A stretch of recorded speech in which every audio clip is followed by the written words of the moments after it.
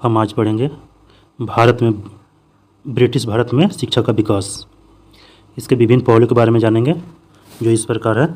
व्यक्तिगत प्रयासों से सर्वप्रथम कोलकाता में शिक्षा हेतु मदरसा की स्थापना वारेन हेस्टिंग द्वारा किया गया। इन्होंने व्यक्तिगत प्रयासों से प्रथम मदरसे की स्थापना कोलकाता में की है। एशियाटिक सोसाइटी ऑफ बंगाल की स्थापना 1784 में सर विलियम जोन्स ने वारेन हेस्टिंग के कार्यकाल में ही किया। एशियाटिक सोसाइटी ऑफ बंगाल, इसके अधीन भगवत गीता और अभिज्ञान शकुंतलम का अंग्रेजी में अनुवाद किया गया। बनारस में प्रथम संस्कृत महाविद्यालय की स्थापना जोनाथन डंकन द्वारा किया गया।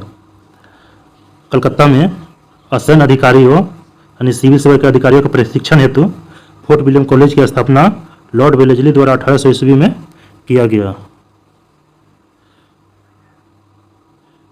शिक्षा के प्रसार हेतु 1 लाख रुपए खर्च करने का अधिकार गवर्नर जनरल को दिया गया। यह 1813 के चार्टर एक्ट द्वारा, परंतु कुछ विवादों के कारण इसे लागू नहीं किया गया।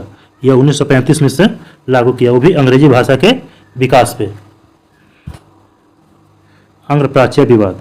भारत में शिक्षा पद्धति लागू करने के तरीकों को लेकर आंग्ल प्राच्य विवाद शुरू हो गया। यानी वो व्यक्ति जो भारतीय यूरोपीय थे, जो अंग्रेजी को पसंद करते थे, उसने यूरोपीय ज्ञान और अंग्रेजी भाषा का समर्थन किया। और जो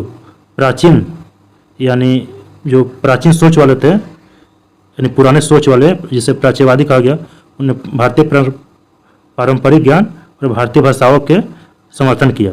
भारतीय भाषा तो यहाँ ठीक है, लेकिन पारंपरिक ज्ञान, इन्होंने आधुनिक ज्ञान को बल नहीं दिया, शायद इसीलिए इसको अपनाया नहीं गया होगा। शिक्षा के संबंध में अधोमुखी निस्यंदन सिद्धांत के प्रवर्तक ऑकलैंड थे।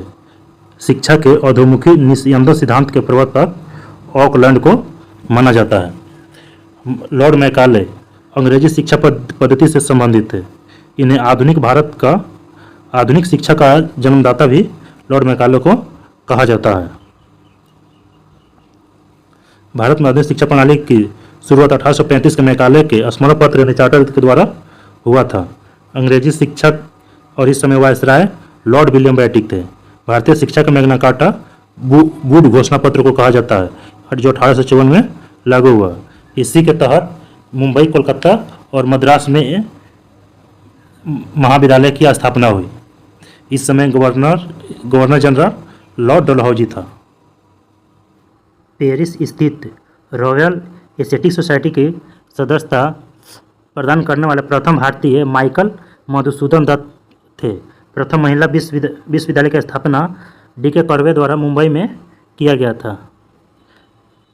विश्वविद्यालयों में धार्मिक शिक्षा को लागू करने तो सबसे प्रबल समर्थन मदन मोहन मालवीय ने किया था।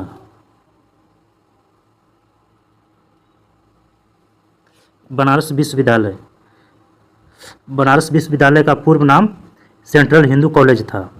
इसकी स्थापना एनी बेसेंट द्वारा 1898 में किया गया था। 1916 में मदन मोहन मालवीय ने इसका नाम परिवर्तित कर, सेंट्रल हिंदू कॉलेज का नाम परिवर्तित कर बनारस हिंदू विश्वविद्यालय रख दिया और इसका शिलान्यास लॉर्ड हार्डिंग द्वारा किया गया।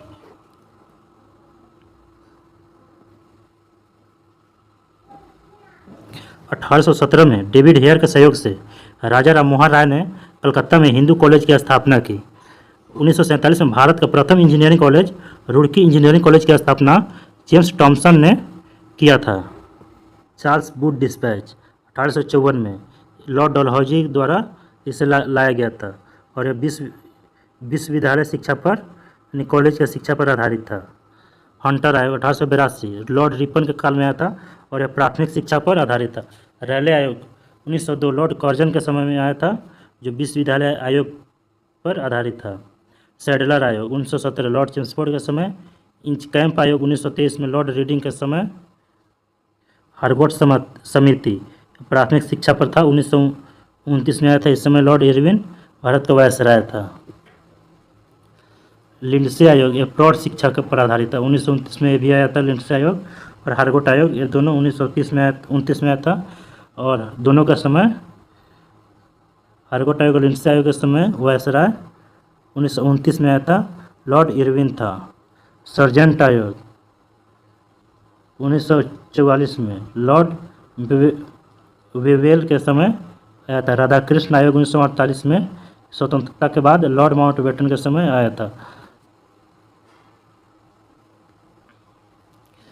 वर्ष 1937 में महात्मा गांधी ने वर्धा योजना शिक्षा के संबंध में प्रस्तुत किया था। इस योजना के तहत पहली बार भारत में 6 से बार शिक्षा देने की सलाह दी गई थी। इस योजना के तहत इस प्रकार भारत में शिक्षा के विकास का चैप्टर खत्म हुआ।